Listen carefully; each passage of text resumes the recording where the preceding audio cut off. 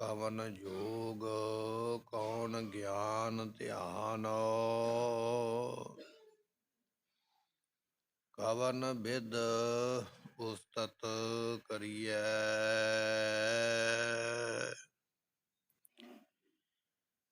ਸਿੱਧ ਸਾਧਕ ਤੇਤੀ ਸਕੋਰ, ਤੇਰ ਕੀ ਮਨਾ ਭਰੀਐ।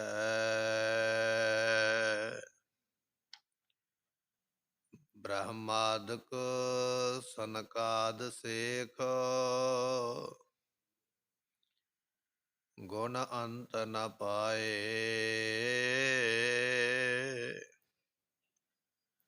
ਅਗਹੋ ਗਹਿਓ ਨਹੀਂ ਜਾਏ,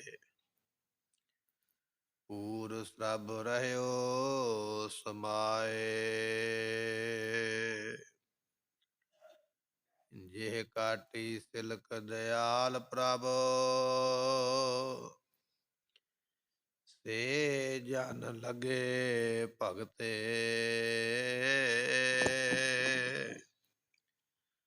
ਹਰ ਗੁਰ ਨਾਨਕ ਜਿਨ ਪਰਸਿਓ, ਤੇ ਇਤ ਉਤ ਸਦਾ ਮੁਕਤੇ।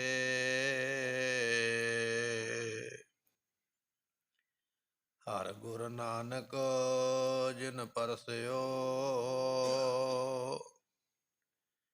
ਤੇ ਇਤ ਉਤ ਸਦਾ ਮੁਕਤੇ। ਹੋਵੈ ਸਿਫਤ ਖਤਮ ਦੀ, ਨੂਰ ਅਰਸੋਂ ਕੁਰਸੋਂ ਝਟੀਐ। ਤੁਧ ਡਿਠੇ ਸੱਚੇ ਪਾਤਸ਼ਾਹ, ਮਲ ਜਨਮ ਜਨਮ ਦੀ ਕਟੀਐ।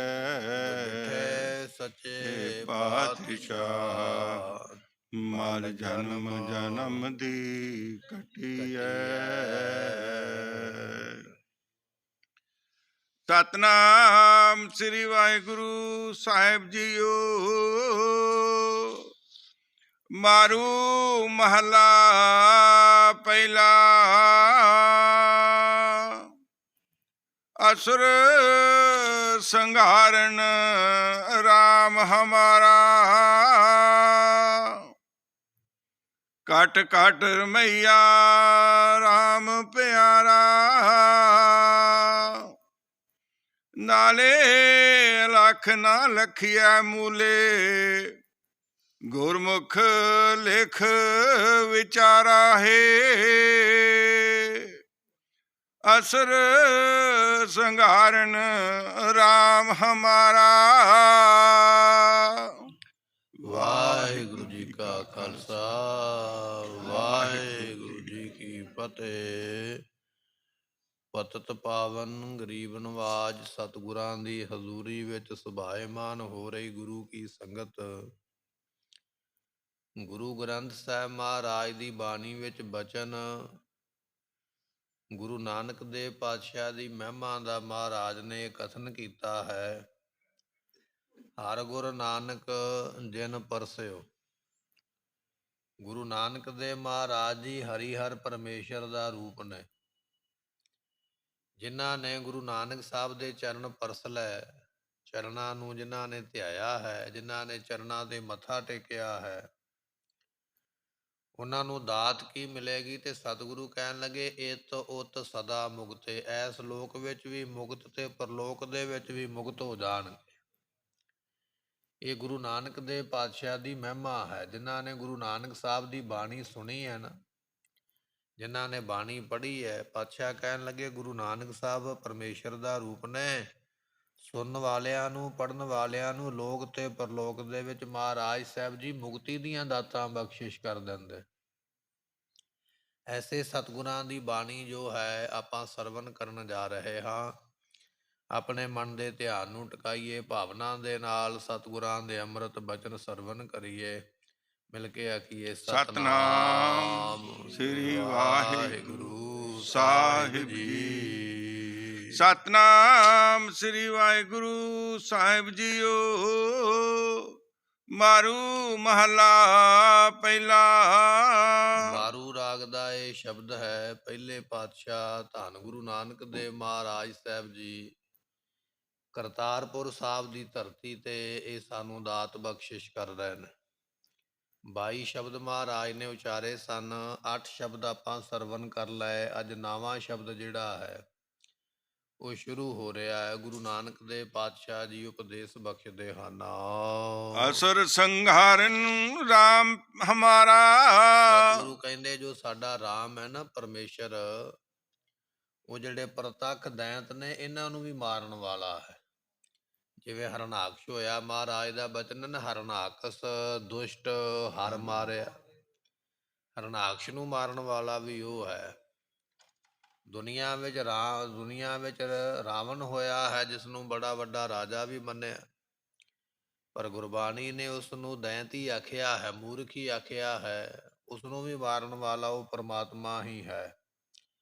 ਉਹਦੇ ਤੋਂ ਬਿਨਾਂ ਦੁਨੀਆ ਵਿੱਚ ਹਰਨ ਕਪਸ਼ ਵਰਗੇ ਹੋਏ, ਉਹਨਾਂ ਨੂੰ ਮਾਰਨ ਵਾਲਾ, ਮੁਰ ਨਾਮ ਦੇ ਦੈਂਤ ਨੂੰ ਮਾਰਨ ਵਾਲਾ, ਇਸ ਤਰ੍ਹਾਂ ਦੇ ਇਹਨਾਂ ਦੈਂਤਾਂ ਨੂੰ ਉਸਨੇ ਮਾਰਿਆ ਹੈ। ਗੁਰਮੁਖੋ, ਹਰਨ ਕਪਸ਼ ਜਿਹੜਾ ਸੀਗਾ ਉਹ ਧਰਤੀ ਦਾ ਇੱਕ ਹਿੱਸਾ ਉਤਾਰ ਕੇ ਤੇ ਥੱਲੇ ਸਮੁੰਦਰਾਂ ਵਿੱਚ ਜਾ ਕੇ ਲੁਕ ਗਿਆ। ਪਰਮੇਸ਼ਰ ਨੇ ਉਸ ਵੇਲੇ ਬਰਾਹ ਅਵਤਾਰ ਧਾਰਨ ਕਰਕੇ ਉਸ ਹਰਨ ਕਪਸ਼ ਨੂੰ ਮਾਰਿਆ ਤੇ ਧਰਤੀ ਨੂੰ ਵਾਪਸ ਲੈ ਕੇ ਆਂਦਾ। ਇਸ ਤਰ੍ਹਾਂ ਦੇ ਦੈਂਤਾਂ ਨੂੰ ਸਮੇਂ ਸਮੇਂ ਸਿਰ ਤੇ ਉਸਨੇ ਸੋਧਿਆ ਹੈ, ਮਾਰਿਆ ਹੈ, ਮੌਤ ਦੇ ਘਾਟ ਉਤਾਰਿਆ ਹੈ। ਸੋ ਐਸਾ ਉਹ ਪਰਮਾਤਮਾ ਹੈ। ਮਹਾਰਾਜ ਕਹਿਣ ਲੱਗੇ, ਭਾਈ ਪ੍ਰਤੱਖ ਦੈਂਤਾਂ ਦੇ ਉਹ ਮਾਰਨ ਵਾਲਾ ਹੈ। 10ਵੇਂ ਪਾਤਸ਼ਾਹ ਮਹਾਰਾਜ ਦੀਆਂ ਨੇ ਬਚਨ ਲਿਖਿਆ, ਕਹਿਣ ਲੱਗੇ, 2 ਐਸੇ ਵੱਡੇ ਦੈਂਤ ਹੋਏ ਜਿਨ੍ਹਾਂ ਨੇ ਆਖਿਆ ਭਗਵਾਨ ਨੂੰ ਸਾਡੇ ਨਾਲ ਜੰਗ ਕਰੋ। ਜੰਗ ਕਰਦਿਆਂ ਕਈ ਸਾਲ ਲੰਘ ਗਏ। ਸਮੁੰਦਰ ਦਾ ਪਾਣੀ ਵੀ ਕੇਵਲ ਗੋਡੇ ਗੋਡੇ ਹੀ ਆਉਂਦਾ, ਇੰਨੇ ਵੱਡੇ ਉਹਨਾਂ ਦੇ ਕੱਦ ਕਾਠ, ਇੰਨਾ ਵੱਡਾ ਸਰੀਰ ਹੈ। ਜਦੋਂ ਕਈ ਸਾਲ ਜੰਗ ਕਰਦਿਆਂ ਬਤੀਤ ਹੋ ਗਏ, ਦੈਂਤ ਬੜੇ ਖੁਸ਼ ਹੋਏ। ਭਗਵਾਨ ਜੀ ਨੂੰ ਕਹਿਣ ਲੱਗੇ, ਤੁਸੀਂ ਸਾਡੇ ਨਾਲ ਜੰਗ ਕੀਤਾ, ਮੰਗੋ ਕੀ ਚਾਹੀਦਾ ਹੈ। ਅਸੀਂ ਇਸੇ ਗੱਲ ਤੇ ਹੀ ਖੁਸ਼ ਹੋ ਗਏ ਹਾਂ ਕਿ ਸਾਨੂੰ ਕੋਈ ਟੱਕਰ ਦੇਣ ਵਾਲਾ ਹੈ ਦੁਨੀਆ ਦੇ ਵਿੱਚ, ਸੰਸਾਰ ਦੇ ਵਿੱਚ। ਤੁਸੀਂ ਸਾਡੇ ਤੋਂ ਵਰ ਮੰਗੋ, ਕੀ ਚਾਹੀਦਾ, ਅਸੀਂ ਦੇਣਾ ਚਾਹੁੰਦੇ ਹਾਂ। ਉਸ ਵੇਲੇ ਭਗਵਾਨ ਜੀ ਨੇ ਆਖਿਆ, ਜੇ ਵਾਰੀ ਦੇਣਾ ਚਾਹੁੰਦੇ ਹੋ ਜਾਂ ਮੈਨੂੰ ਕੁਝ ਬਖਸ਼ਿਸ਼ ਦੇਣੀ ਚਾਹੁੰਦੇ ਹੋ, ਆਪਣੇ ਸਿਰ ਵੱਢ ਕੇ ਮੈਨੂੰ ਭੇਟ ਕਰ ਦਿਓ। ਉਸੇ ਵੇਲੇ ਸਿਰ ਵੱਢ ਕੇ ਭੇਟ ਕੀਤੇ। ਇਸ ਤਰ੍ਹਾਂ ਕਿਸੇ ਨਾ ਕਿਸੇ ਰੂਪ ਦੇ ਵਿੱਚ ਦੈਂਤਾਂ ਦਾ ਨਾਸ਼ ਕਰਨ ਵਾਲਾ ਹੈ ਉਹ ਪਰਮੇਸ਼ਰ। ਐਸੇ ਦੈਂਤਾਂ ਨੂੰ ਉਸਨੇ ਪ੍ਰਤੱਖ ਵੀ ਨਾਸ਼ ਕੀਤਾ ਹੈ। ਫਿਰ ਫਰਮਾਉਂਦੇ ਹਨ, ਅਸੁਰ ਸੰਘਾਰਨ ਰਾਮ ਹਮਾਰਾ। ਗੁਰਮੁਖੋ, ਜਿਹੜਾ ਕਾਮ ਹੈ, ਕ੍ਰੋਧ ਹੈ, ਇਹ ਵੀ ਤੇ ਦੈਂਤ ਹੀ ਨੇ ਨਾ। ਆਪਾਂ ਜਿੰਨਾ ਮਰਜ਼ੀ ਯਤਨ ਕਰ ਲਈਏ, ਕਾਮ ਨੂੰ ਨਹੀਂ ਮਾਰ ਸਕਦੇ, ਕ੍ਰੋਧ ਨੂੰ ਨਹੀਂ ਮਾਰ ਸਕਦੇ, ਲੋਭ ਵੀ ਸਾਡੇ ਕੋਲੋਂ ਮਾਰਿਆ ਨਹੀਂ ਜਾਂਦਾ, ਬਲਕਿ ਸਾਨੂੰ ਮਾਰ ਜਾਂਦਾ ਹੈ। ਪਰ ਜਿਨ੍ਹਾਂ ਨੇ ਰਾਮ ਦੀ ਸ਼ਰਨ ਪ੍ਰਾਪਤ ਕੀਤੀ ਹੈ ਨਾ, ਜਿਨ੍ਹਾਂ ਨੇ ਨਾਮ ਜਪਿਆ, ਰਾਮ ਫਿਰ ਉਹਨਾਂ ਨੂੰ ਇੰਨੇ ਬਲ ਵਾਲਾ ਕਰ ਦਿੰਦਾ ਹੈ ਵੀ ਉਹਨਾਂ ਦੇ ਵਿਕਾਰਾਂ ਰੂਪੀ ਦੈਂਤਾਂ ਨੂੰ ਮਾਰ ਹੀ ਦਿੰਦਾ ਹੈ। ਇਹ ਵਿਕਾਰ ਨੇੜੇ ਨਹੀਂ ਆਉਣ ਦਿੰਦਾ। ਜਿਨ੍ਹਾਂ ਨੇ ਬਾਣੀ ਪੜ੍ਹੀ ਹੈ, ਜਿਨ੍ਹਾਂ ਨੇ ਸਿਮਰਨ ਕੀਤਾ ਹੈ, ਗੁਰਮੁਖੋ, ਉਹ ਵੀ ਤੇ ਵਿਅਕਤੀ ਨੇ ਜਿਨ੍ਹਾਂ ਨੂੰ ਗਿਲਜੇ ਕਿਹਾ ਜਾਂਦਾ। ਕਾਬਲ ਤੋਂ ਚੱਲ ਕੇ ਆਏ ਤੇ ਪੰਜਾਬ ਦੀਆਂ ਬਹੁ ਬੇਟੀਆਂ, ਜਾਂ ਕਹਿ ਲਈਏ ਹਿੰਦੁਸਤਾਨ ਦੀਆਂ, ਮਹਾਰਾਸ਼ਟਰ ਦੀਆਂ ਬਹੁ ਬੇਟੀਆਂ ਚੁੱਕ ਕੇ ਤੁਰ ਪਏ। ਐਸੀ ਹਾਲਤ ਬਣੀ ਹੈ, ਮਨ ਦੇ ਵਿੱਚ ਮੰਦ ਭਾਵਨਾ ਲੈ ਕੇ। ਪੰਜਾਬ ਦੀ ਧਰਤੀ ਤੇ ਉਹ ਸੂਰਮੇ ਮਹਾਰਾਜ ਦਾ ਨਾਮ ਜਪਣ ਵਾਲੇ, ਬਾਣੀ ਪੜ੍ਹਨ ਵਾਲੇ ਗੁਰਮੁਖ ਗੁਰੂ ਕੇ ਸਿੱਖ, ਜਿਨ੍ਹਾਂ ਦੇ ਮਨ ਇਹਨਾਂ ਮੈਲਾਂ ਤੋਂ ਰਹਿਤ ਹੋ ਚੁੱਕੇ, ਉਹਨਾਂ ਨੇ ਐਸੇ ਦੁਸ਼ਟਾਂ ਦੇ ਨਾਲ ਜੰਗ ਕਰਕੇ ਉਹਨਾਂ ਨੂੰ ਸੋਧਿਆ। ਬਹੁ ਬੇਟੀਆਂ ਨੂੰ, ਹਿੰਦੁਸਤਾਨ ਦੀਆਂ ਨੂੰ ਆਜ਼ਾਦ ਕਰਵਾਇਆ ਤੇ ਘਰੋਂ ਘਰੀ ਜਾ ਕੇ ਪਹੁੰਚਾ ਕੇ ਆਏ। ਪਾਤਸ਼ਾਹ ਕਹਿਣ ਲੱਗੇ, ਐਸੇ ਨੇ ਸਾਡੇ ਸਤਿਗੁਰੂ ਜੀ। ਸਾਡੇ ਸਿੱਖਾਂ ਦੇ ਮਨਾਂ ਵਿੱਚੋਂ ਵੀ ਮਹਾਰਾਜ ਕਾਮ ਰੂਪੀ ਦੈਂਤ ਨੂੰ ਮਾਰ ਹੀ ਦਿੰਦੇ, ਲੋਭ ਰੂਪੀ ਦੈਂਤ ਨੂੰ ਨਾਸ਼ ਕਰ ਦਿੰਦੇ, ਮੋਹ ਨੂੰ ਨਾਸ਼ ਕਰ ਦਿੰਦੇ। ਐਸੇ ਸਤਿਗੁਰੂ ਨੇ। ਪਾਤਸ਼ਾਹ ਕਹਿਣ ਲੱਗੇ, ਭਾਈ ਅਸੁਰ ਸੰਘਾਰਨ ਰਾਮ ਹਮਾਰਾ। ਉਹ ਸਾਡਾ ਜੋ ਰਾਮ ਪਰਮੇਸ਼ਰ ਹੈ, ਵਿਕਾਰਾਂ ਰੂਪੀ ਦੈਂਤਾਂ ਨੂੰ ਵੀ ਮਾਰ ਦਿੰਦਾ ਹੈ, ਵਿਕਾਰ ਵੀ ਨੇੜੇ ਨਹੀਂ ਆਉਣ ਦਿੰਦੇ। ਐਸੇ ਸਤਿਗੁਰੂ ਸਮਰੱਥ ਹਨ। ਫਿਰ ਫਰਮਾਉਂਦੇ ਹਨ, ਅਸੁਰ ਸੰਘਾਰਨ ਰਾਮ ਹਮਾਰਾ। ਗੁਰਮੁਖੋ, ਜਿਹੜੇ ਜਮਦੂਤ ਨੇ, ਜਮਦੂਤ ਵੀ ਤੇ ਦੈਂਤ ਹੀ ਨੇ, ਜਿਹੜੇ ਜੀਵ ਨੂੰ ਆ ਕੇ ਦੁੱਖ ਦਿੰਦੇ। ਗ੍ਰੰਥਾਂ ਵਿੱਚ ਲਿਖਿਆ ਹੈ ਕਿ ਜਿਹੜਾ ਵਿਅਕਤੀ ਬਹੁਤ ਜ਼ਿਆਦਾ ਪੁੰਨ ਕਰਦਾ ਹੈ, ਜਿਹਨੇ ਜ਼ਿੰਦਗੀ ਵਿੱਚ ਪੁੰਨ ਹੀ ਪੁੰਨ ਕੀਤੇ ਹੋਣ, ਪਾਪ ਕੀਤਾ ਹੀ ਨਾ ਹੋਵੇ, ਜਦੋਂ ਉਹਨੂੰ ਮੌਤ ਦਾ ਸਮਾਂ ਆ ਕੇ ਮਿਲਦਾ ਨਾ, ਜਮਦੂਤ ਆ ਕੇ ਜਿੰਦ ਕੱਢਦੇ ਨੇ 4 ਘੜੀਆਂ ਤੇ ਉਹ ਵੀ ਮੂਰਛਿਤ ਰਹਿੰਦਾ ਹੈ। ਐਸੀ ਹਾਲਤ, ਐਸੀ ਮੌਤ ਜਿਹੜੀ ਹੈ ਦੁੱਖ ਦੇ ਕੇ ਜਾਂਦੀ ਹੈ। ਜਿਹੜੇ ਵਿਅਕਤੀ ਪਾਪ ਕਰਦੇ ਨੇ ਉਹਨਾਂ ਦੀ ਜਦੋਂ ਜਾਨ ਨਿਕਲਦੀ ਹੈ ਕਿੰਨਾ ਦੁੱਖ ਹੁੰਦਾ ਕੋਈ ਦੱਸ ਨਹੀਂ ਸਕਦਾ ਹੈ। ਪਰ ਜਿਨ੍ਹਾਂ ਨੇ ਜ਼ਿੰਦਗੀ ਵਿੱਚ ਪੁੰਨ ਹੀ ਪੁੰਨ ਕੀਤੇ 4 ਘੜੀਆਂ ਤੇ ਉਹ ਵੀ ਮੂਰਛਤ ਰਹਿ ਬੇਹੋਸ਼ ਹੋ ਗਏ, ਐਸੀ ਮੌਤ ਨੇ ਦੁੱਖ ਦਿੱਤਾ ਹੈ। ਪਰ ਮਹਾਰਾਜ ਕਹਿਣ ਲੱਗੇ ਭਾਈ ਉਹ ਜੋ ਦੁੱਖ ਦੇਣ ਵਾਲੇ ਜਮ ਨੇ ਨਾ, ਗੁਰੂ ਐਸਾ ਸਮਰੱਥ ਹੈ, ਨਾਲ ਨਾਰਾਇਣ ਮੇਰਾ ਜਮਦੂਤ ਨਾਲ ਜਮ ਨੂੰ ਆਪਣੇ ਸਿੱਖ ਦੇ ਨੇੜੇ ਹੀ ਨਹੀਂ ਆਉਣ ਦਿੰਦਾ ਹੈ। ਦੂਰ ਰਹੀ ਉਹ ਜਮ ਕੀ ਬਾਟ, ਜਮਾਂ ਦਾ ਰਾਹ ਹੀ ਵੱਖਰਾ ਹੋ ਗਿਆ। ਐਸੇ ਗੁਰਮੁਖਾਂ ਨੂੰ ਫਿਰ ਆਪਣੇ ਕੋਲ ਉਹ ਬੁਲਾ ਲੈਂਦਾ ਹੈ। ਐਸੇ ਗੁਰੂ ਦੀ ਸਮਰੱਥਾ ਹੈ ਭਾਈ, ਜਿਸ ਗੁਰੂ ਦੇ ਆਪਾਂ ਸਿੱਖ ਬਣੇ ਆ। ਅਸੁਰ ਸੰਘਾਰਨ ਰਾਮ ਪਿਆਰਾ, ਉਹ ਜੋ ਪਿਆਰਾ ਰਾਮ ਹੈ ਉਹ ਭਾਈ ਜਮਦੂਤਾਂ ਨੂੰ ਵੀ ਮਾਰ ਦਿੰਦਾ ਹੈ, ਨੇੜੇ ਨਹੀਂ ਆਉਣ ਦਿੰਦਾ। ਐਸੀ ਬਖਸ਼ਿਸ਼ ਕਰਦੇ ਹਨ। ਘਟ ਘਟ ਰਮਈਆ ਰਾਮ ਪਿਆਰਾ। ਉਹ ਘਟਾਂ ਘਟਾਂ ਵਿੱਚ ਰਮਿਆ ਹੋਇਆ ਹੈ। ਜਿਸ ਤਰ੍ਹਾਂ ਅਸੀਂ ਇੱਕ ਜਗ੍ਹਾ ਤੇ ਹੀ ਰਹਿ ਸਕਦੇ, ਇੱਕ ਜਗ੍ਹਾ ਤੇ ਹੀ ਬੈਠੇ ਹਾਂ, ਦੂਜੀ ਜਗ੍ਹਾ ਤੇ ਇਸ ਵੇਲੇ ਨਹੀਂ ਹੋਵਾਂਗੇ। ਇੱਕ ਪਰਮੇਸ਼ਰ ਐਸਾ ਹੈ, ਉਹ ਹਰੇਕ ਜਗ੍ਹਾ ਦੇ ਉੱਪਰ ਹਰ ਵੇਲੇ ਵਿਆਪਕ ਹੈ। ਕੋਈ ਇਹੋ ਜਿਹੀ ਜਗ੍ਹਾ ਨਹੀਂ ਵੀ ਜਿੱਥੇ ਨਾ ਹੋਵੇ। ਘਟਾਂ ਘਟਾਂ ਵਿੱਚ ਹਰੇਕ ਥਾਂ ਦੇ ਉੱਪਰ ਉਸ ਦੀ ਜੋਤ ਬਿਰਾਜਮਾਨ ਹੋ ਰਹੀ ਹੈ। ਨਾਲੇ ਲੱਖ ਨਾ ਲੱਖੀਐ ਮੂਲੇ। ਉਹ ਪਰਮਾਤਮਾ ਤੇਰੇ ਨਾਲ ਹੀ ਵਸਦਾ ਹੈ, ਕਦੇ ਤੇਰੇ ਤੋਂ ਦੂਰ ਨਹੀਂ ਹੈ। ਕਿਸੇ ਵਿਦਵਾਨ ਨੇ ਲਿਖਿਆ ਹੈ, ਬੰਦਿਆ ਰੱਬ ਤੇਰੇ ਤੋਂ ਵੱਖ ਨਹੀਂ, ਪਰ ਤੇਰੀ ਵੇਖਣ ਵਾਲੀ ਅੱਖ ਨਹੀਂ ਹੈ, ਤੇ ਤੇਰੇ ਨਾਲ ਹੀ ਹੈ ਹਰ ਵੇਲੇ, ਕਦੇ ਤੇਰੇ ਤੋਂ ਦੂਰ ਹੁੰਦਾ ਹੀ ਨਹੀਂ। ਸਦਾ ਅੰਗ ਸੰਗੇ ਜਹ ਜਾਈਏ ਤਹਾਂ, ਜਿੱਥੇ ਵੀ ਜਾਈਏ ਪਰਮਾਤਮਾ ਉੱਥੇ ਹੀ ਹੈ। ਉਹ ਤੇਰੇ ਨਾਲ ਹੀ ਹੈ ਭਾਈ ਪਰਮਾਤਮਾ, ਪਰ ਹੈ ਉਹ ਅਲੱਖ, ਉਸਨੂੰ ਕੋਈ ਲੱਖ ਨਹੀਂ ਸਕਦਾ ਹੈ, ਉਸਨੂੰ ਕੋਈ ਜਾਣਿਆ ਨਹੀਂ ਜਾ ਸਕਦਾ, ਉਸਦਾ ਕੋਈ ਅੰਤ ਨਹੀਂ ਹੈ। ਨਾਲੇ ਲੱਖ ਨਾ ਲਖੀਐ ਮੂਲੇ। ਗੁਰੂ ਤੋਂ ਬਿਨਾ ਭਾਈ ਮੂਲੇ ਕਦਾਚਿਤ ਵੀ ਲਖਿਆ ਨਹੀਂ ਜਾਂਦਾ। ਜਿੰਨਾ ਚਿਰ ਗੁਰੂ ਕਿਰਪਾ ਨਾ ਕਰੇ, ਬਖਸ਼ਿਸ਼ ਨਾ ਹੋਵੇ ਮਹਾਰਾਜ, ਉਹਨਾਂ ਚਿਰ ਪਰਮਾਤਮਾ ਹੈ ਤੇ ਬਿਲਕੁਲ ਸਾਡੇ ਨਾਲ ਹੀ ਹੈ, ਪਰ ਜਾਣਿਆ ਨਹੀਂ ਜਾਂਦਾ। ਜਾਣਿਆ ਉਦੋਂ ਜਾਣਾ ਜਦੋਂ ਗੁਰੂ ਪਾਤਸ਼ਾਹ ਕਿਰਪਾ ਕਰਦੇ ਹਨ। ਗੁਰਮੁਖ ਲਿਖ ਵਿਚਾਰਾ ਹੈ। ਗੁਰਮੁਖ ਨੇ ਉਹਨਾਂ ਨੇ ਉਸ ਦੇ ਸ਼ੁਭ ਵਿਚਾਰ ਨੂੰ ਲਿਖਿਆ ਹੈ। ਗੁਰਮੁਖ ਲਿਖਦੇ ਸ਼ੁਭ ਵਿਚਾਰ। ਜਿਵੇਂ ਮਹਾਨ ਗੁਰਸਿੱਖ ਮਹਾਨ ਸ਼ਹੀਦ ਬਾਬਾ ਦੀਪ ਸਿੰਘ ਜੀਆਂ ਨੇ ਆਪਣੇ ਹੱਥਾਂ ਨਾਲ ਗੁਰਬਾਣੀ ਦੇ ਸਰੂਪ ਲਿਖੇ, ਭਾਈ ਮਨੀ ਸਿੰਘ ਸਾਹਿਬ ਜੀਆਂ ਨੇ ਲਿਖੇ, ਇਸੇ ਤਰ੍ਹਾਂ ਭਾਈ ਗੁਰਦਾਸ ਜੀਆਂ ਨੇ ਲਿਖੇ, ਭਾਈ ਸੰਤੋਖ ਸਿੰਘ ਜੀਆਂ ਨੇ ਇਤਿਹਾਸ ਲਿਖ ਦਿੱਤਾ 10 ਗੁਰੂ ਪਾਤਸ਼ਾਹ ਜੀ ਦਾ। ਐਸੇ ਜਿਹੜੇ ਗੁਰਮੁਖ ਹੋਏ ਨੇ ਉਹਨਾਂ ਨੇ ਉਹਦੇ ਨਾਮ ਨੂੰ ਲਿਖਿਆ ਹੈ, ਉਹਦੀ ਸਿਫਤ ਨੂੰ ਲਿਖਿਆ ਹੈ। ਇਕੱਲਾ ਲਿਖਿਆ ਹੀ ਨਹੀਂ ਹੈ, ਫਿਰ ਉਹਦੀ ਵਿਚਾਰ ਵੀ ਕੀਤੀ ਹੈ, ਜੀਵਨ ਵੀ ਉਹਨਾਂ ਨੇ ਕਮਾਇਆ ਹੈ। ਗੁਰਮੁਖ ਸਾਧੂ ਸਰਨ ਤੁਮਾਰੀ। ਇਸ ਕਰਕੇ ਇਹ ਭਾਈ ਜਿਹੜੇ ਸਤਿਗੁਰੂ ਨੇ ਨਾ, ਉਹ ਸ੍ਰੇਸ਼ਟ ਸਾਧੂ ਨੇ। ਬਲਕਿ ਜਿਹੜੇ ਵੱਡੇ ਵੱਡੇ ਦੁਨੀਆ ਤੇ ਨਾਮਵਰ ਸਾਧੂ ਹੋਏ ਨੇ ਨਾ, ਉਹ ਵੀ ਗੁਰੂ ਗ੍ਰੰਥ ਸਾਹਿਬ ਦੀ ਕਿਰਪਾ ਦੇ ਨਾਲ ਹੀ ਸਾਧੂ ਬਣੇ। ਸੰਤ ਬਾਬਾ ਆਨੰਦ ਸਿੰਘ ਜੀ ਕਲੇਰਾਂ ਵਾਲੇ, ਸੰਤ ਬਾਬਾ ਅਤਰ ਸਿੰਘ ਜੀ ਮਸਤੂਆਣੇ ਵਾਲੇ, ਐਸੇ ਮਹਾਤਮਾ ਹੋਏ ਨਾ ਗੁਰੂਆਂ ਦੇ ਉੱਪਰ, ਗੁਰੂ ਧਰਤੀ ਦੇ ਉੱਪਰ ਗੁਰੂ ਦੀ ਬਖਸ਼ਿਸ਼ ਦੇ ਨਾਲ। ਸੰਤ ਬਾਬਾ ਮਹਾਰਨਾਮ ਸਿੰਘ ਜੀ ਰਾਮਪੁਰ ਖੇੜੇ ਵਾਲੇ, ਐਸੀ ਬੰਦਗੀ ਵਾਲੀਆਂ ਰੂਹਾਂ ਦੁਨੀਆ ਤੇ ਹੋਈਆਂ। ਪਰ ਉਹਨਾਂ ਸਾਰਿਆਂ ਦੇ ਉੱਪਰ ਬਖਸ਼ਿਸ਼ ਕਰਨ ਵਾਲੇ ਧੰਨ ਗੁਰੂ ਗ੍ਰੰਥ ਸਾਹਿਬ ਮਹਾਰਾਜ ਨੇ। ਐਸੇ ਵੱਡੇ ਸਾਧੂ ਨੇ ਜਿਨ੍ਹਾਂ ਨੇ ਵੱਡੇ ਵੱਡੇ ਨਾਮ ਜਪਣ ਵਾਲੇ ਸਾਧੂਆਂ ਨੂੰ ਪੈਦਾ ਕੀਤਾ ਹੈ। ਮਹਾਰਾਜ ਕਹਿੰਦੇ ਗੁਰਮੁਖ ਸਾਧੂ ਸਰਨ ਤੁਮਾਰੀ, ਐ ਮੁਖੀ ਗੁਰੂ ਆਪ ਸਾਧੂ ਕਹੀਓ ਸ੍ਰੇਸ਼ਟ ਹੋ। ਅਸੀਂ ਆਪ ਜੀ ਦੀ ਸ਼ਰਨ ਵਿੱਚ ਆ ਕੇ ਪਏ ਹਾਂ। ਘਰ ਕਿਰਪਾ ਪ੍ਰਭ ਪਾਰ ਉਤਾਰੀ। ਸਤਿਗੁਰੂ ਸਾਡੇ ਤੇ ਕਿਰਪਾ ਕਰੋ, ਸਾਨੂੰ ਸੰਸਾਰ ਤੋਂ ਪਾਰ ਕਰ ਦਿਓ। ਇਹ ਬੇਨਤੀ ਹੈ ਸਿੱਖ ਦੀ ਗੁਰੂ ਪਾਤਸ਼ਾਹ ਦੇ ਚਰਨਾਂ ਵਿੱਚ ਕਿ ਮਹਾਰਾਜ ਬਸ ਸੰਸਾਰ ਤੋਂ ਪਾਰ ਕਰ ਦਿਓ, ਹੋਰ ਕੁਝ ਨਹੀਂ ਚਾਹੀਦਾ ਹੈ। ਨਹੀਂ ਚਾਹੀਦੇ ਪਦਾਰਥ। ਆਪਾਂ ਕੱਲ ਵੀ ਬਚਨ ਸਰਵਣ ਕੀਤਾ, ਗੁਰੂ ਗੋਬਿੰਦ ਸਿੰਘ ਪਾਤਸ਼ਾਹ ਭਾਈ ਸ਼ਮੀਰ ਨੂੰ ਕਹਿੰਦੇ ਸਨ ਹੋਰ ਕੁਝ ਮੰਗ, ਕਹਿਣ ਲੱਗਾ ਹੋਰ ਕੁਝ ਚਾਹੀਦਾ ਹੀ ਨਹੀਂ ਹੈ, ਕੇਵਲ ਪਾਰ ਹੀ ਕਰ ਦਿਓ, ਬਸ ਇਹੋ ਹੀ ਚਾਹੀਦਾ ਹੈ।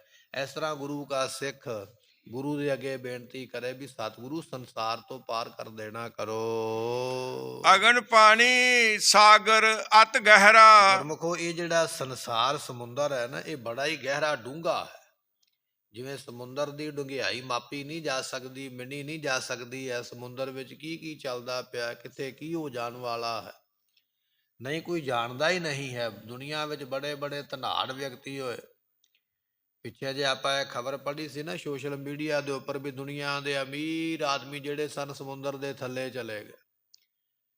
ਕੋਈ ਪਹਿਲਾਂ ਜਹਾਜ਼ ਡੁੱਬਿਆ ਹੋਇਆ ਉਹਨੂੰ ਵੇਖਣ ਵਾਸਤੇ ਗਏ, ਬੜੀ ਆਪਣੀ ਸੁਰੱਖਿਆ ਦੇ ਸਹਿਤ ਗਏ, ਪਰ ਸਮੁੰਦਰ ਦੀ ਨਾ ਕੋਈ ਡੰਗਿਆਈ ਮਾਪ ਸਕਦਾ, ਨਾ ਕੋਈ ਜਾਣਕਾਰੀ ਰੱਖ ਸਕਦਾ। ਬੜੇ ਬੜੇ ਪੈਸੇ ਵਾਲੇ ਅਮੀਰ ਆਦਮੀ ਵੀ ਜਾ ਕੇ ਉਹ ਜਿਸ ਸਾਧਨ ਤੇ ਗਏ, ਸਾਧਨ ਹੀ ਜਾ ਕੇ ਟੁੱਟ ਗਿਆ ਤੇ ਉਹ ਮਰ ਗਿਆ, ਲੱਭੇ ਹੀ ਕੋਈ ਨਹੀਂ ਸੰਸਾਰ ਵਿੱਚ, ਕਿੱਧਰ ਚਲੇ ਗਏ।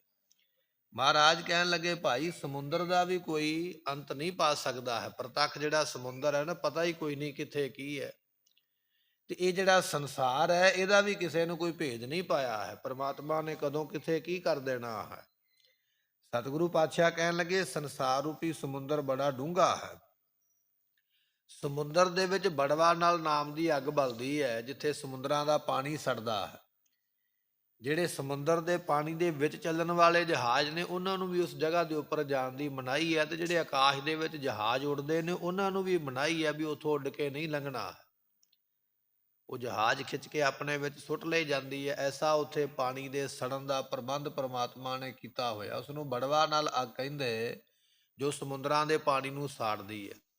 ਪਾਤਸ਼ਾਹ ਕਹਿਣ ਲੱਗੇ ਭਾਈ ਜਿਸ ਤਰ੍ਹਾਂ ਬੜਵਾ ਨਾਲ ਅੱਗ ਸਮੁੰਦਰ ਦੇ ਪਾਣੀ ਨੂੰ ਸਾੜਦੀ ਹੈ, ਗੁਰੂ ਕਿਹਾ ਸਿੱਖਾ ਇਸ ਸੰਸਾਰ ਦੇ ਵਿੱਚ ਤ੍ਰਿਸ਼ਨਾ ਦੀ ਅੱਗ ਸਾੜਦੀ ਹੈ। ਬੰਦੇ ਦੀ ਤ੍ਰਿਸ਼ਨਾ ਬੁਝਦੀ ਨਹੀਂ ਹੈ। ਕੋਟ ਜੋੜੇ ਲਾਖ ਕਰੋੜੇ ਮਨ ਨਾ ਹੋਰੇ, ਪਰੇ ਪਰੇ ਹੀ ਕੋ ਲੁਝੀ ਹੈ। ਅੱਗੇ ਤੋਂ ਅੱਗੇ ਤ੍ਰਿਸ਼ਨਾ ਵੱਧਦੀ ਹੈ। ਇਸ ਸੰਸਾਰ ਦੇ ਵਿੱਚ ਤ੍ਰਿਸ਼ਨਾ ਦੀ ਅੱਗ ਲੱਗੀ ਹੋਈ ਹੈ, ਜੋ ਸਾਰੇ ਸੰਸਾਰ ਨੂੰ ਖਾਈ ਜਾ ਰਹੀ ਹੈ। ਅਗਨ ਪਾਣੀ ਸਾਗਰ ਅਤ ਗਹਿਰਾ, ਗੁਰ ਸਤਗੁਰ ਪਾਰ ਉਤਾਰਾ ਹੈ। ਮਹਾਰਾਜ ਜੀ ਨੂੰ ਪੁੱਛਿਆ ਸਤਿਗੁਰੂ ਜੀ ਸੰਸਾਰ ਤੋਂ ਕਿਵੇਂ ਪਾਰ ਹੋਈਏ, ਤੇ ਸਮੁੰਦਰ ਹੀ ਬੜਾ ਡੂੰਘਾ ਹੈ, ਪਤਾ ਨਹੀਂ ਕਿੱਥੇ ਕੀ ਹੋ ਜਾਣਾ ਸਾਡੇ ਨਾਲ। ਤ੍ਰਿਸ਼ਨਾ ਦੀ ਅੱਗ ਤੇ ਹਰ ਵੇਲੇ ਬਲਦੀ ਪਈ ਹੈ। ਸਤਿਗੁਰੂ ਫਰਮਾਉਂਦੇ ਕਹਿਣ ਲੱਗੇ ਗੁਰ ਸਤਿਗੁਰ ਪਾਰ ਉਤਾਰਾ ਹੈ। ਜਿਹੜੇ ਪੂਜਨੀਕ ਸਤਿਗੁਰੂ ਨੇ ਨਾ, ਉਹਨਾਂ ਨੇ ਭਾਈ ਤੈਨੂੰ ਪਾਰ ਕਰਨਾ ਹੈ। ਵਾਹਿਗੁਰੂ ਨਾਮ ਜਹਾਜ਼ ਹੈ, ਇਹ ਸਤਿਗੁਰਾਂ ਨੇ ਜਹਾਜ਼ ਬਖਸ਼ਿਸ਼ ਕਰ ਦਿੱਤਾ ਨਾਮ ਦਾ। ਜੇ ਸੰਗਤ ਵਿੱਚ ਆ ਕੇ ਬੈਠੇ ਹੋ, ਸੰਗਤ ਵੀ ਗੁਰੂ ਦਾ ਜਹਾਜ਼ ਹੈ। ਜਿਹੜਾ ਇੱਥੇ ਬੈਠੇਗਾ ਨਾ ਭਾਈ ਆ ਕੇ, ਉਸ ਨੂੰ ਸਤਿਗੁਰੂ ਸੰਸਾਰ ਤੋਂ ਪਾਰ ਕਰ ਦਿੰਦੇ। ਐਸੀ ਮਹਿਮਾ ਸਤਿਗੁਰਾਂ ਦੀ ਗੁਰਬਾਣੀ ਦੀ ਹੈ। ਮਨਮੁਖ ਅੰਧਲੇ ਸੋਝੀ ਨਾਹੀ, ਪਰ ਗੁਰਮੁਖੋ ਜਿਹੜੇ ਮਨਮੁਖ ਲੋਕ ਨੇ ਨਾ, ਉਹਨਾਂ ਨੂੰ ਕੋਈ ਸੋਝੀ ਨਹੀਂ ਹੈ, ਕੋਈ ਗਿਆਤ ਨਹੀਂ ਹੈ। ਮਨਮੁਖ ਬੰਦੇ ਨੂੰ ਕਹਿ ਵੀ ਦਈਏ ਨਾ ਵੀ ਚੱਲ ਭਾਈ ਤੈਨੂੰ ਗੁਰੂ ਕੋਲ ਲੈ ਚੱਲੀਏ, ਉੱਥੇ ਬਾਣੀ ਪੜਾਂਗੇ, ਸਿਮਰਨ ਕਰਾਂਗੇ, ਕਹਿਣ ਲੱਗੇ ਨਹੀਂ ਭਾਈ ਅਸੀਂ ਨਹੀਂ ਜਾ ਸਕਦੇ, ਸਮਾਂ ਨਹੀਂ ਹੈ। ਮਨਮੁਖਾਂ ਨੂੰ ਸੋਝੀ ਨਹੀਂ, ਗਿਆਤ ਨਹੀਂ ਹੈ, ਗੁਰੂ ਦੀ ਮਹਿਮਾ ਬਾਰੇ ਜਾਣਦੇ ਨਹੀਂ ਹਨ। ਆਵਹਿ ਜਾਹੇ ਮਰਹਿ ਮਰ ਜਾਹੀ, ਉਹ ਤੇ ਵਾਰ-ਵਾਰ ਫਿਰ ਜੰਮ ਕੇ ਆਉਣਗੇ। ਜਿਹਨੂੰ ਗੁਰੂ ਦੀ ਮਹਿਮਾ ਦਾ ਨਹੀਂ ਨਾ ਪਤਾ, ਉਹ ਜੰਮ ਕੇ ਆਉਂਦਾ, ਫਿਰ ਮਰ ਕੇ ਚਲੇ ਜਾਂਦਾ, ਫਿਰ ਜੰਮ ਕੇ ਆਉਂਦਾ, ਫਿਰ ਮਰ ਕੇ ਚਲੇ ਜਾਂਦਾ। ਇਸ ਤਰ੍ਹਾਂ ਵਾਰ-ਵਾਰ ਜਨਮਾਂ ਵਿੱਚ ਜੰਮਦੇ ਤੇ ਮਰਦੇ ਰਹਿੰਦੇ ਹਨ। ਪੂਰਬ ਲਿਖਿਆ ਲੇਖ ਨਾ ਮਿਟਾਈ, ਗੁਰਮੁਖੋ ਪੂਰਬਲੇ ਲੇਖ ਜਿਹੜੇ ਲਿਖ ਦਿੱਤੇ ਨਾ ਪ੍ਰਮਾਤਮਾ ਨੇ, ਉਹ ਭੋਗੇ ਬਿਨਾਂ ਨਹੀਂ ਮਿਟਦੇ ਹਨ।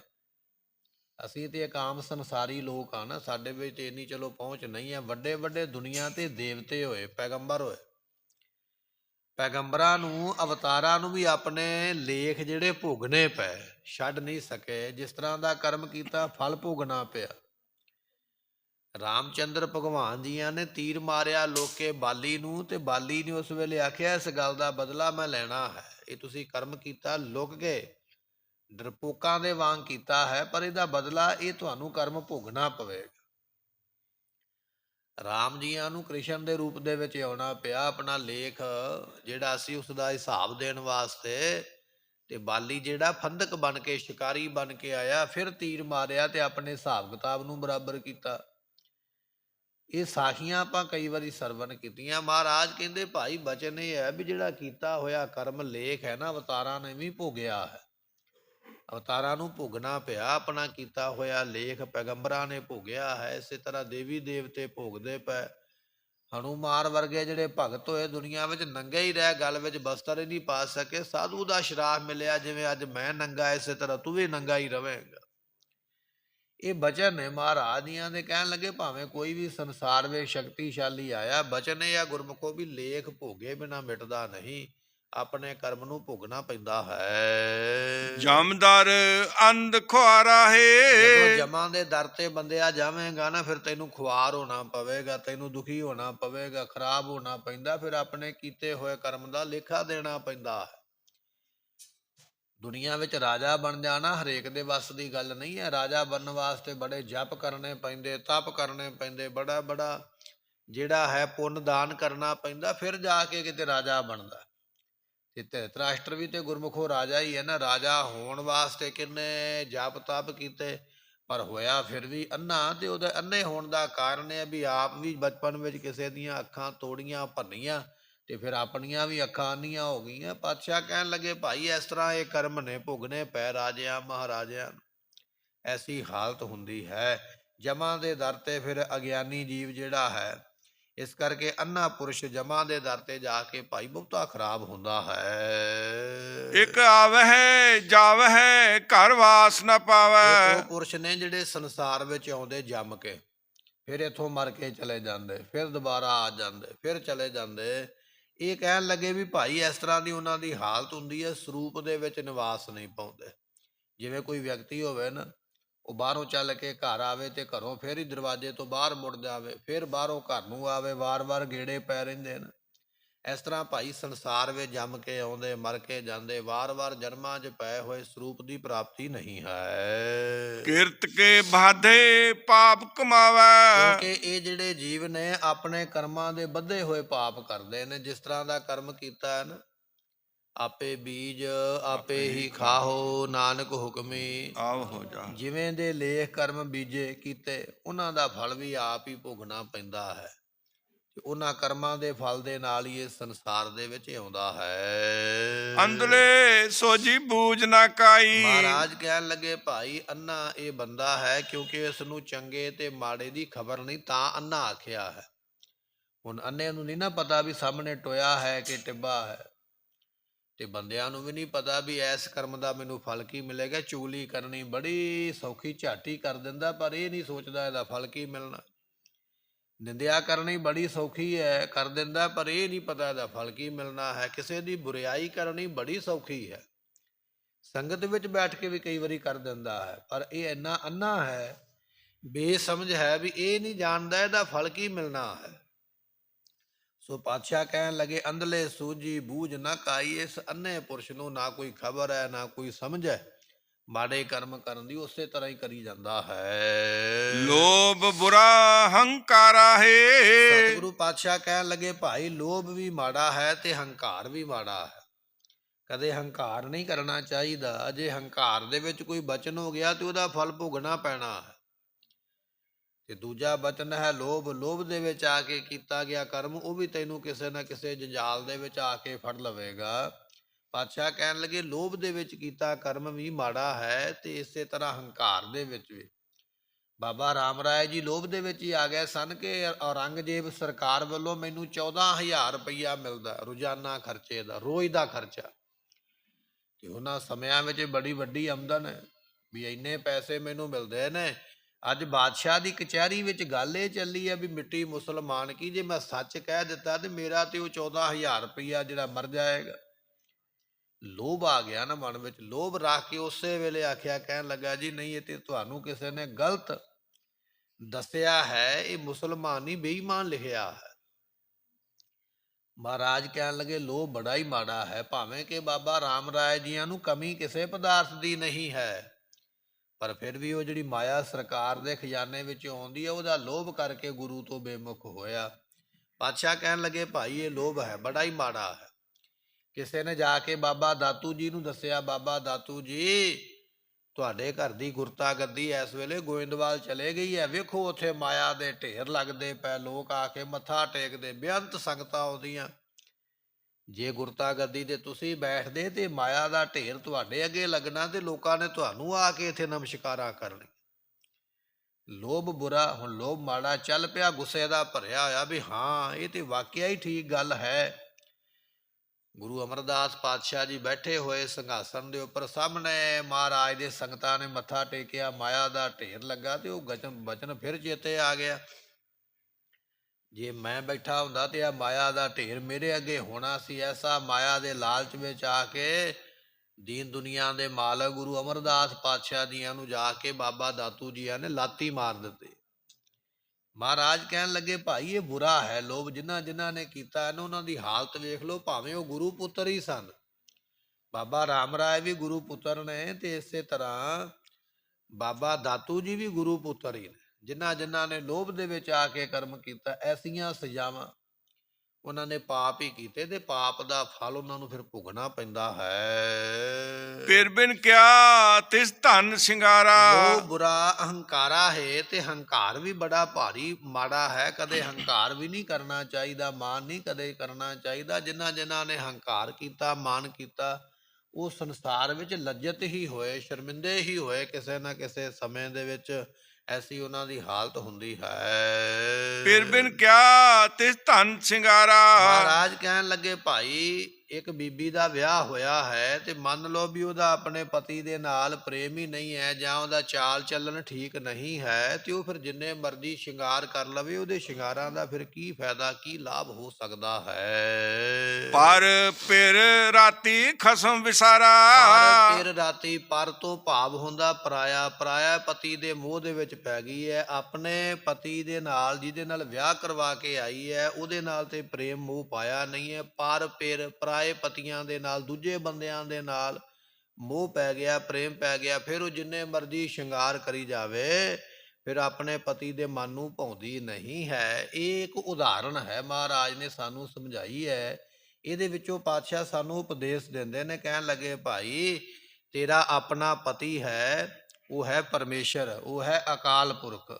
ਤੇਰਾ ਆਪਣਾ ਪਤੀ ਹੈ, ਜਿਸ ਦਾ ਤੂੰ ਸਿੱਖ ਬਣਿਆ, ਉਹ ਹੈ ਗੁਰੂ ਨਾਨਕ ਦੇਵ ਪਾਤਸ਼ਾਹ ਜੀ।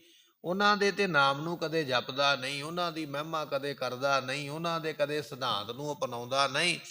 ਤੇ ਪਾਤਸ਼ਾਹ ਕਹਿਣ ਲੱਗੇ, ਪਰਾਏ ਪਤੀ ਜਿਹੜੇ ਨੇ, ਕੋਈ ਭੂਤਾਂ ਦੀ ਪੂਜਾ ਕਰਦਾ, ਪ੍ਰੇਤਾਂ ਦੀ ਕਰਦਾ, ਕੋਈ ਮੜੀਆਂ ਦੀ ਪੂਜਾ ਕਰਦਾ, ਕੋਈ ਪਸ਼ੂਆਂ ਦੀ ਪੂਜਾ ਕਰਦਾ ਹੈ।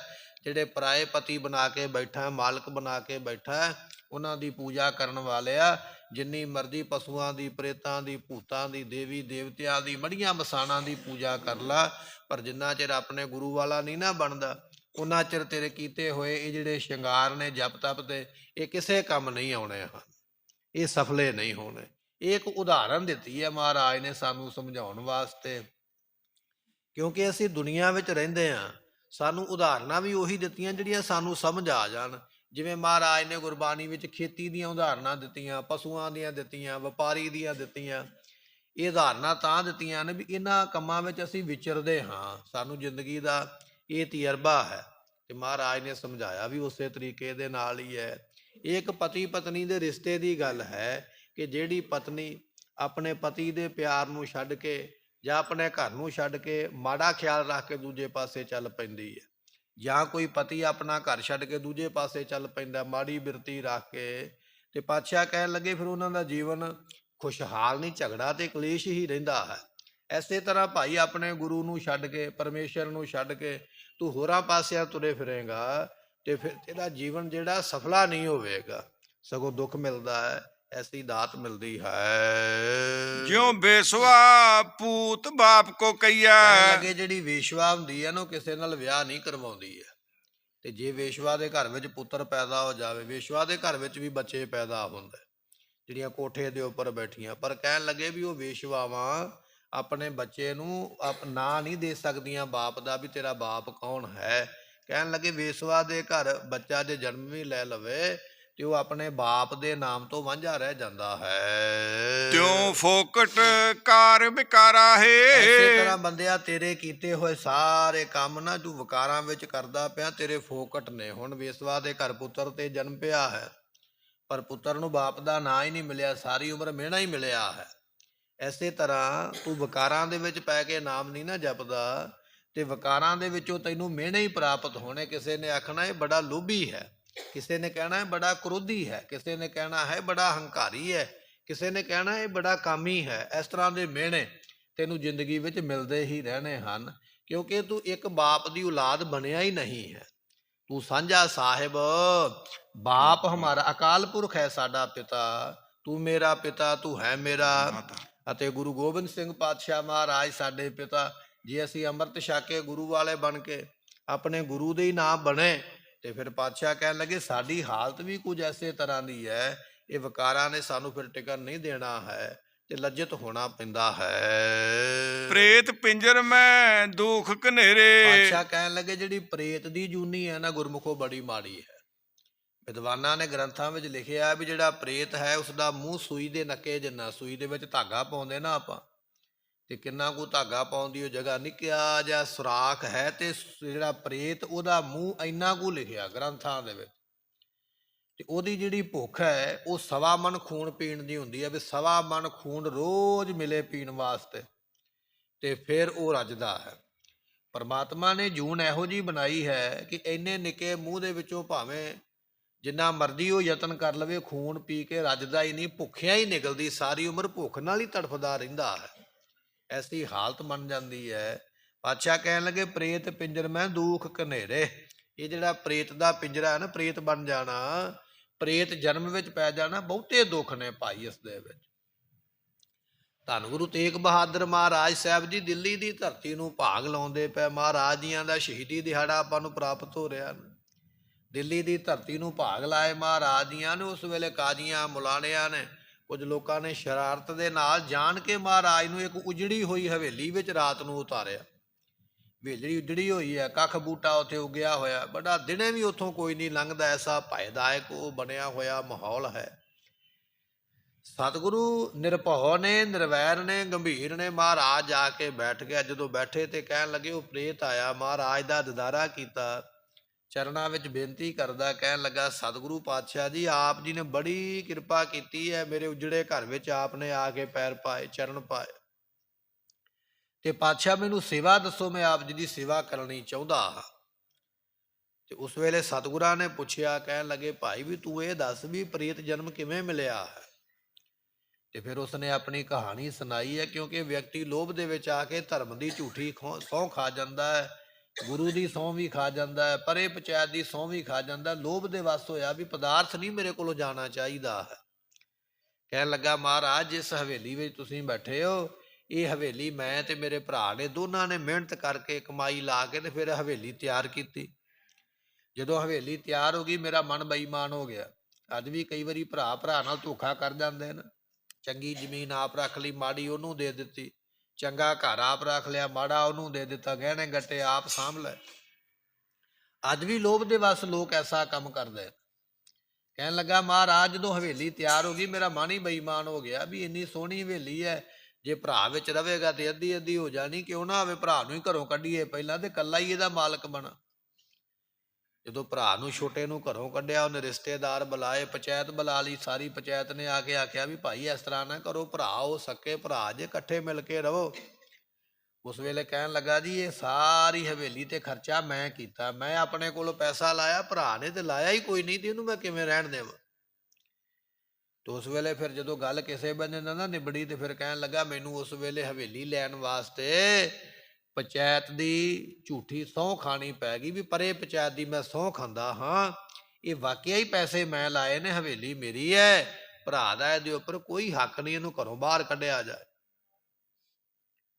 ਜਦੋਂ ਪੰਚਾਇਤ ਦੇ ਸਾਹਮਣੇ ਸਹੁੰ ਖਾਂਦਾ ਤੇ ਪੰਚਾਇਤ ਇਹਦੇ ਵੱਲ ਹੋ ਗਈ ਵੀ ਝੂਠੀ ਤੇ ਖਾ ਨਹੀਂ ਸਕਦਾ, ਸੱਚਾ ਹੀ ਹੋਣਾ ਭਾਈ ਜਿਹੜਾ ਸਹੁੰ ਖਾਂਦਾ। ਹਵੇਲੀ ਮੇਰੀ ਹੋ ਗਈ ਹੈ, ਭਰਾ ਘਰੋਂ ਬਾਹਰ ਨਿਕਲ ਗਿਆ, ਜਾਣਾ ਹੀ ਪੈਣਾ। ਵਿਚਾਰਾ ਕਿਤੇ ਥੋੜਾ ਬਹੁਤਾ ਮਕਾਨ ਬਣਾ ਕੇ ਆਪਣੀ ਜ਼ਿੰਦਗੀ ਬਸਰ ਕਰਦਾ, ਪਰ ਗੁਰਮੁਖੋ ਰਹਿਣਾ ਤੇ ਨਹੀਂ ਨਾ ਸਾਰੀ ਉਮਰ ਦੁਨੀਆ ਤੇ, ਜਾਣਾ ਤੇ ਹੈ। ਜਦੋਂ ਬਿਮਾਰ ਹੋ ਕੇ ਮੰਜੇ ਤੇ ਪਿਆ ਤੇ ਖਿਆਲ ਆਇਆ, ਜਦੋਂ ਧਿਆਨ ਗਿਆ ਨਾ ਛੱਤ ਦੇ ਵੱਲ, ਬੜੀ ਸੋਹਣੀ ਛੱਤ ਦੀ ਕਢਾਈ ਵੇਖ ਕੇ ਵਿਚਾਰ ਆਇਆ ਵੀ ਐਸ ਹਵੇਲੀ ਵਾਸਤੇ ਸਹੁੰਆਂ ਖਾਧੀਆਂ, ਹੁਣ ਬਿਮਾਰ ਹੋ ਗਿਆ, ਮਰ ਕੇ ਛੱਡ ਕੇ ਜਾਣਾ ਪੈਣਾ ਹੈ। ਹਵੇਲੀ ਦਾ ਖਿਆਲ ਮਨ ਵਿੱਚ ਬਣਿਆ ਰਿਹਾ। ਇੱਕ ਦਿਨ ਸਮਾਂ ਐਸਾ ਆਇਆ, ਮੌਤ ਜਦੋਂ ਆਈ ਹੈ, ਇੱਧਰੋਂ ਮੌਤ ਆਉਂਦੀ ਪਈ ਹੈ, ਉੱਧਰੋਂ ਅੱਖਾਂ ਹਵੇਲੀ ਦੇ ਵੱਲ ਨੇ, ਕਿੰਨੀ ਸੋਹਣੀ ਹਵੇਲੀ ਬਣਾਈ ਹੈ, ਛੱਡ ਕੇ ਤੁਰ ਚੱਲਿਆ। ਪਿੱਛੇ ਜਾ ਨਾ ਆਪਣੇ ਸੰਨੀ ਇਨਕਲੇਵ ਦੇ ਵਿੱਚ ਕਿਸੇ ਦੇ ਘਰੇ ਅਖੰਡ ਪਾਠ ਸਾਹਿਬ ਕੀਤਾ, ਤੇ ਉਹਨਾਂ ਨੇ ਵੀ ਇਹ ਬਚਨ ਦੱਸਿਆ। ਕਹਿਣ ਲੱਗੇ ਵੀ ਅਖੰਡ ਪਾਠ ਸਾਹਿਬ ਦੇ ਵਿੱਚ ਨਾ ਸਾਡਾ ਜਿਹੜਾ ਬਜ਼ੁਰਗ ਮਰਿਆ ਨਾ, ਉਸਨੇ ਸਾਨੂੰ ਆ ਕੇ ਆਖਿਆ ਵੀ ਮੈਨੂੰ ਘਰੋਂ ਬਾਹਰ ਨਾ ਕੱਢਿਓ, ਮੈਨੂੰ ਇੱਥੇ ਹੀ ਰਹਿਣ ਦਿਓ। ਤੇ ਮੈਂ ਉਹਨਾਂ ਨੂੰ ਪੁੱਛਿਆ, ਮੈਂ ਕਿਹਾ ਵੀ ਇਹ ਜਿਹੜਾ ਘਰ ਬਣਾਇਆ ਤੁਸੀਂ, ਵੀ ਇਹ ਤੁਸੀਂ ਬਣਾਇਆ ਕਿ ਬਜ਼ੁਰਗ ਨੇ? ਕਹਿਣ ਲੱਗੇ ਨਹੀਂ, ਇੱਕ ਇੱਕ ਪੈਸਾ ਬਜ਼ੁਰਗ ਨੇ ਆਪਣੇ ਹੱਥੀਂ ਲਿਆ ਕੇ ਇੱਥੇ ਲਾਇਆ, ਆਪ ਉਹਨੇ ਬੜੇ ਸ਼ੌਂਕ ਨਾਲ ਇਹ ਤਿਆਰ ਕੀਤਾ ਘਰ। ਤੇ ਘਰ ਅਜੇ ਤਿਆਰ ਹੋਇਆ ਹੀ ਹੈ, ਥੋੜਾ ਸਮਾਂ ਹੀ ਕਿਤੇ ਰਹਿਣ ਨੂੰ ਮਿਲਿਆ, ਕਿ 2-4 ਮਹੀਨੇ ਤੇ ਉਹ ਮੌਤ ਨੂੰ ਪ੍ਰਾਪਤ ਹੋ ਗਿਆ। ਪਰ ਉਹਦਾ ਧਿਆਨ ਵਿੱਚ ਰਹਿ ਗਿਆ ਵੀ ਆਹ ਕੋਠੀ ਮੈਂ ਬਣਾਈ ਹੈ, ਇੰਨੀ ਮਿਹਨਤ ਲਾ ਕੇ, ਇੰਨੀ ਆਪਣੇ ਚਾਅ ਦੇ ਨਾਲ, ਤੇ ਪਰ ਮੈਨੂੰ ਵਿੱਚ ਰਹਿਣ ਦਾ ਸਮਾਂ ਨਹੀਂ ਮਿਲਿਆ, ਇਹਦੇ ਮੈਂ ਚੱਲਿਆ ਹਾਂ। ਉਹਦਾ ਖਿਆਲ ਵਿੱਚ ਰਹਿ ਗਿਆ। ਉਹ ਪਰਿਵਾਰ ਨੂੰ ਮਿਲਿਆ ਆ ਕੇ, ਪਰਿਵਾਰ ਨੇ ਆਪ ਗੱਲ ਦੱਸੀ ਵੀ ਸਾਨੂੰ ਮਿਲਿਆ, ਉਹਨੇ ਆਖਿਆ ਵੀ ਮੈਨੂੰ ਇੱਥੋਂ ਕੱਢਿਓ ਨਾ, ਮੇਰਾ ਜੀ ਕਰਦਾ ਮੈਂ ਇਹਦੇ ਵਿੱਚ ਹੀ ਰਵਾਂ। ਤੇ ਉਹਨਾਂ ਨੇ ਅਰਦਾਸ ਕਰਵਾਈ, ਕਹਿਣ ਲੱਗੇ ਬਾਬਾ ਜੀ ਅਰਦਾਸ ਕਰੋ ਵੀ ਇਹ ਇੱਥੋਂ ਇਹਦੇ ਧਿਆਨ ਵਿੱਚ ਨਾ ਰਵੇ, ਚਲੇ ਜਾਵੇ, ਕਿਸੇ ਪਾਸੇ ਸਾਨੂੰ ਤੰਗ ਨਾ ਕਰੇ। ਸੋ ਇਸ ਤਰ੍ਹਾਂ ਜਦੋਂ ਵਿਅਕਤੀ ਕਿਸੇ ਚੀਜ਼ ਨਾਲ ਬਹੁਤਾ ਮੋਹ ਪਾ ਲੈਂਦਾ ਨਾ, ਫਿਰ ਉਹਦਾ ਧਿਆਨ ਉੱਥੇ ਹੀ ਰਹਿ ਜਾਂਦਾ। ਜਿੱਥੇ ਧਿਆਨ ਰਹਿ ਗਿਆ ਫਿਰ ਉਹਦੀ ਆਤਮਾ ਵੀ ਉੱਥੇ ਹੀ ਭਟਕਦੀ ਹੈ। ਇਹ ਬਚਨ ਸੱਚ ਗੁਰਬਾਣੀ ਦਾ ਬਚਨ ਮਹਾਰਾਜ ਸਾਹਿਬ ਦੀਆਂ ਨੇ। ਗੁਰੂ ਗ੍ਰੰਥ ਸਾਹਿਬ ਦੇ ਵਿੱਚ ਵੀ ਬਚਨ ਲਿਖਿਆ, ਜੈਸੀ ਮਨ ਕੀ ਬਾਸਨਾ, ਜਿਹੋ ਜੀ ਮਨ ਦੀ ਵਾਸ਼ਨਾ ਹੋਵੇ ਨਾ, ਉਹੋ ਜਿਹੇ ਖਿਆਲ ਦੇ ਵਿੱਚ ਮੌਤ ਹੋ ਜਾਵੇ ਤੇ ਉਹ ਖਿਆਲ ਪੂਰਾ ਕਰਨ ਵਾਸਤੇ ਫਿਰ ਉੱਥੇ ਹੀ ਬੈਠ ਜਾਂਦਾ ਹੈ। ਇਹ ਤੇ ਆਪਣੇ ਜਿੱਥੇ ਆਪਾਂ ਰਹਿੰਦੇ ਹਾਂ ਇਸ ਇਲਾਕੇ ਦੀ ਘਟਨਾ ਆਪਣੇ ਉੱਪਰ ਤਾਖੀ ਹੈ, ਸਾਹਮਣੇ ਹੀ ਹੈ। ਰੋ ਵਿਚਾਰ ਬਚਨ ਇਹ ਨੇ, ਕਹਿਣ ਲੱਗਾ ਜਦੋਂ ਮਰਨ ਲੱਗਾ ਹਵੇਲੀ ਦੇ ਵੱਲ ਧਿਆਨ ਗਿਆ, ਹਵੇਲੀ ਛੱਡ ਕੇ ਕਿਵੇਂ ਜਾਵਾਂ, ਤੇ ਮੌਤ ਹੋ ਗਈ ਤੇ ਪ੍ਰਮਾਤਮਾ ਨੇ ਫਿਰ ਪ੍ਰੇਤ ਬਣਾ ਕੇ ਹਵੇਲੀ ਵਿੱਚ ਹੀ ਟਿਕਾ ਦਿੱਤਾ ਵੀ ਇੱਥੇ ਹੀ ਬੈਠਾ ਰਹੋ। ਮਹਾਰਾਜ ਦੀਆਂ ਦੀ ਬਾਣੀ ਦਾ ਆਪਾਂ ਬਚਨ ਪੜ੍ਹਦੇ ਹਾਂ। ਸਤਿਗੁਰੂ ਕਹਿਣ ਲੱਗੇ ਭਾਈ ਜਿਹੜਾ ਅੰਤ ਵੇਲੇ ਇਸ ਤਰ੍ਹਾਂ ਚੇਤੇ ਕਰਦਾ, ਅੰਤ ਕਾਲ ਜੋ ਬੰਦਰ ਸਿਮਰੈ, ਐਸੀ ਚਿੰਤਾ ਮੈਂ ਜੇ ਮਰੈ, ਪ੍ਰੇਤ ਜੂਨ ਵੱਲ ਵੱਲ ਉਤਰੈ। ਪ੍ਰੇਤ ਦੀ ਜੂਨ, ਇੱਕ ਤੇ ਵੇਖੋ ਮਿਹਨਤ ਕਰਕੇ ਘਰ ਬਣਾਇਆ, ਤੇ ਦੂਜਾ ਉਸ ਘਰ ਨੇ ਮੈਨੂੰ ਪ੍ਰੇਤ ਬਣਾ ਦਿੱਤਾ, ਫਿਰ ਘਾਟਾ ਹੀ ਹੋਇਆ ਨਾ, ਘਾਟੇ ਵਾਲਾ ਸੌਦਾ। ਤਾਂ ਹੀ ਮਹਾਰਾਜ ਨੇ ਆਖਿਆ ਭਾਈ ਬਾਣੀ ਪੜ੍ਹਿਆ ਕਰੋ, ਨਾਮ ਜਪਿਆ ਕਰੋ, ਭਲਾ ਉਸੇ ਨੇ ਹੀ ਕਰਨਾ ਹੈ। ਅਸੀਂ ਜਿਹੜਾ ਦੁਨੀਆ ਦੇ ਲਿਸ਼ਕ ਪੁਸ਼ਕ ਵਿੱਚ ਪੈ ਗਏ ਹਨ, ਇਹ ਸਾਨੂੰ ਸਗੋਂ ਘਾਟੇ ਵਾਲੇ ਪਾਸੇ ਲੈ ਕੇ ਜਾ ਰਿਹਾ। ਕਹਿਣ ਲੱਗਾ ਪਾਤਸ਼ਾਹ ਮੈਂ ਪ੍ਰੇਤ ਬਣ ਕੇ ਹਵੇਲੀ ਵਿੱਚ ਬੈਠਾ, ਉਦੋਂ ਦਾ ਇੱਥੇ ਹੀ ਬੈਠਾ ਭੜਕਦਾ ਪਿਆ ਹਾਂ, ਆਪ ਜੀਆਂ ਨੇ ਚਰਨ ਪਾਏ, ਮੇਰਾ ਭਲਾ ਕਰ ਦਿਓ। ਇੰਨਾ ਬਚਨ ਕਹਿ ਕੇ ਕਹਿਣ ਲੱਗਾ ਚਲਾ ਗਿਆ। ਬਾਹਰੋਂ ਖੇਤਾਂ ਵਿੱਚੋਂ ਗੰਨੇ ਲੈ ਕੇ ਆਇਆ ਮਹਾਰਾਜ ਦੇ ਵਾਸਤੇ, ਗੰਨੇ ਲਿਆ ਕੇ ਅੱਗੇ ਰੱਖੇ, ਕਹਿਣ ਲੱਗਾ ਮਹਾਰਾਜ ਹੋਰ ਕਿਸੇ ਵੀ ਚੀਜ਼ ਨੂੰ ਹੱਥ ਨਹੀਂ ਪਾ ਸਕਦਾ, ਇਹ ਤੁਹਾਡੇ ਵਾਸਤੇ ਮੈਂ ਲੈ ਕੇ ਆਇਆ, ਆਪ ਅੰਗੀਕਾਰ ਕਰੋ। ਧੰਨ ਗਰੀਬ ਨਵਾਜ ਗੁਰੂ ਤੇਗ ਬਹਾਦਰ ਪਾਤਸ਼ਾਹ ਮਹਾਰਾਜ ਜੀਆਂ ਨੇ ਗੰਨੇ ਲੈ ਕੇ ਜਦੋਂ ਚੂਪੇ ਨਾ, ਤੇ ਛਿਲਕੇ ਮਹਾਰਾਜ ਸਾਹਿਬ ਜੀ ਉਸ ਵੇਲੇ ਪਰੇ ਰੱਖੀ ਜਾਂਦੇ, ਉਸ ਵੇਲੇ ਚੂਪ ਕੇ, ਤੇ ਇਸ ਨੇ ਬੇਨਤੀ ਕੀਤੀ ਮਹਾਰਾਜ ਮੇਰਾ ਭਲਾ ਕਰੋ। ਸਤਿਗੁਰਾਂ ਦਾ ਉਹ ਪ੍ਰਸ਼ਾਦ, ਉਹ ਛਿਲਕੇ ਜਿਹੜੇ ਸਨ ਛਾਕੇ, ਤੇ ਇਸ ਪ੍ਰੇਤ ਦਾ ਵੀ ਭਲਾ ਹੋ ਗਿਆ। ਸਤਿਗੁਰੂ ਦਾ ਬਚਨ ਆਪਾਂ ਪੜ੍ਹਦੇ ਹਾਂ, ਪਸ਼ੂ ਪ੍ਰੇਤ ਮੁਗਧ ਕੋ ਉਤਾਰੈ, ਪਾਹਨ ਪਾਰ ਉਤਾਰੇ। ਸਤਿਗੁਰਾਂ ਦਾ ਬਚਨ ਹੈ ਨਾ, ਪਸ਼ੂਆਂ ਨੂੰ ਪ੍ਰੇਤਾਂ ਦਾ ਭਲਾ ਕਰਦੇ ਮਹਾਰਾਜ। ਐਸੀ ਸਮਰੱਥਾ ਹੈ ਸਤਿਗੁਰਾਂ ਦੇ ਵਿੱਚ। ਉਹੋ ਹੀ ਛਿਲਕੇ ਜਿਹੜੇ ਸਨ ਜਦੋਂ ਮਹਾਰਾਜ ਨੇ ਵਗਾ ਕੇ ਮਾਰੇ, ਤੇ ਭਾਈ ਮਤੀ ਦਾਸ ਜੀਆਂ ਨੇ ਉਸ ਵੇਲੇ ਉਹਨਾਂ ਛਿਲਕਿਆਂ ਨੂੰ ਮੂੰਹ ਵਿੱਚ ਪਾ ਲਿਆ।